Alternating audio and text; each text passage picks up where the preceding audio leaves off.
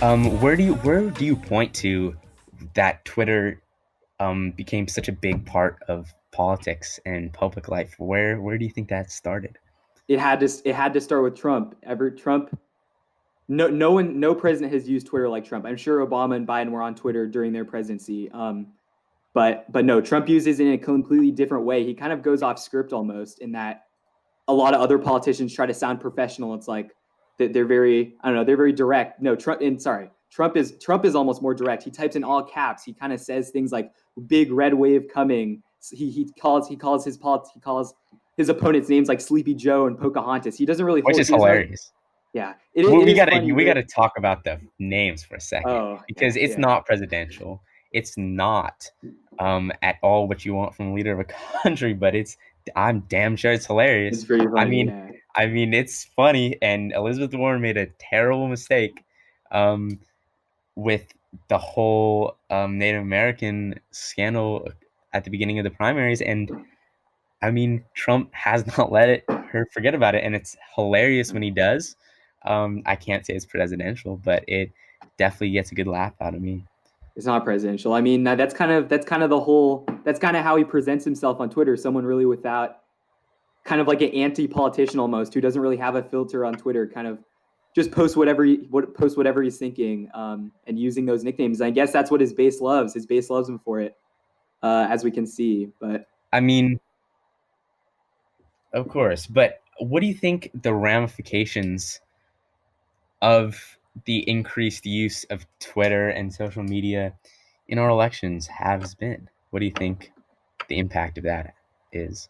in terms of the election, I mean, I think it's kind of contributed to kind of the hyperpolarization that we're seeing in this country because I think both sides, both the left and the right, kind of their most extreme viewpoints are kind of displayed on Twitter. In terms of Trump, it's probably him and his beliefs on QAnon and things like that. Obviously, that was in the news recently. But on the left too, kind of leftist groups are just, they kind of it's almost like they kind of breed an idea of cancel culture where anyone who doesn't have like completely progressive viewpoints gets canceled by them, like Democrats and Republicans alike.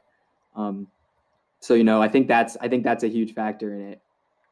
I think so. I did way back in freshman year, a couple years ago, for my iSearch, I was studying um, cognitive dissonance, confirmation bias, and one of the things that I looked at was political polarization, especially on Facebook. And I read a lot of studies showing examining Facebook's algorithm, and it was something insane. Like 75% of all Facebook users, don't hold me to that statistic because I don't know it exactly, but it was something amazingly high.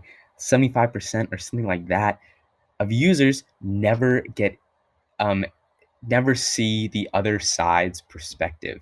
So that means they're only getting recommended Democratic content or only getting recommended Republican content.